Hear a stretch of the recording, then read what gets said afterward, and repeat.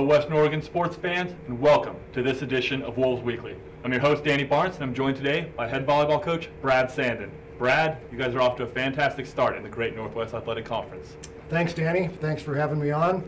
We're very happy right now. We had a great weekend. It was the first weekend of conference play for us. Fortunately, we were home. We won both matches. I'd like to talk a little bit about both of those matches if I can. Thursday night, we played University of Alaska Anchorage. They were the favorite going in the preseason coaches poll. They were ranked 23rd in the country. So to have them in our first conference match of the year was exciting, but a pretty big task for us. And we had a great night. We beat those guys 3-1. Felt really good about it. Our players played great. We had a happy and enthusiastic crowd. So I was really happy with the first victory. To knock those guys off was just a wonderful thing for my team. And then we followed that up on Saturday night. We played University of Alaska Fairbanks and also played a very good match with them. And I think we have some highlights of that match, and maybe we can roll those highlights and I can talk about some of the players. Danny Reese, number 18, right there. Right now is playing as well as she ever has. She's our team leader. She's one of the conference leaders in kills right now. She is kind of the heart and soul of our team. Here she is with another kill. We're getting really good play out of her. Opposite Danny Reese is Samantha Ward. Samantha's number 12. Here's Sam getting a kill for us. Sam just keeps getting better and better and better, and I'm just so happy with her progress. We got great play from Steph Beeler all weekend.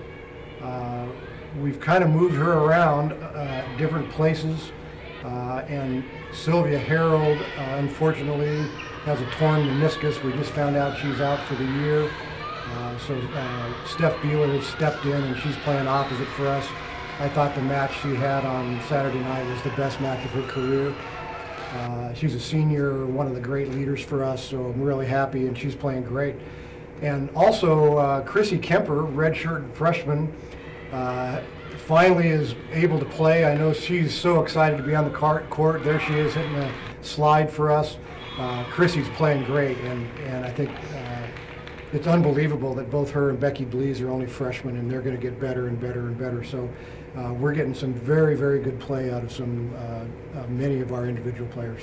And you've almost not wanted, but you've almost required some of that depth out there, Coach. I know you've been a little banged up with, as you mentioned, Sylvia Harold, and then a couple other people just maybe not being at 100% health right now. Yeah, I mean, it's pretty big news on our team right now. We've gone through a really bad stretch of injuries and some illness. As I said, Sylvia Harold, we're going to miss her for the whole year. She is the heart and soul of this team, and that really, really hurts us.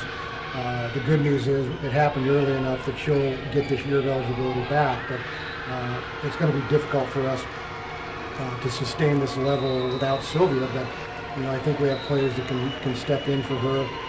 Our backup setter, Nikki Connolly, has had a concussion. She hit her head on the floor going for a ball about a week and a half ago and hasn't been able to practice. So our practice has been difficult because we only had one setter and we can't really even play the ball over the net back and forth.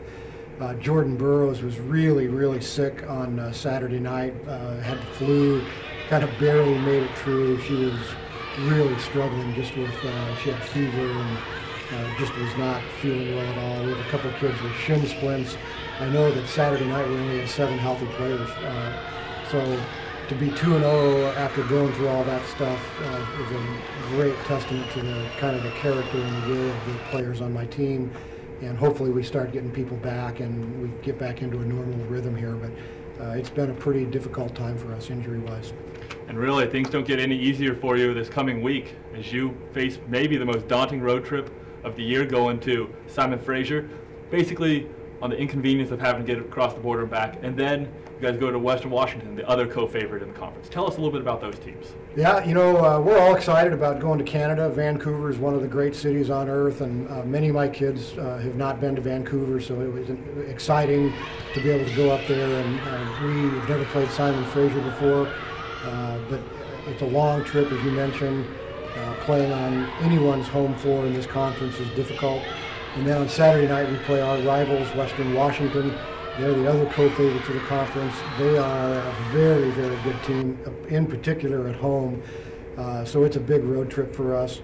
A little bit distracting also because school's just getting ready to start, and all of our freshmen in particular they just moved into their dorm rooms today, and so now we have kind of the other little distracting things kind of starting to occur. But I'm looking forward to this trip, and just excited to get on the road for the first time.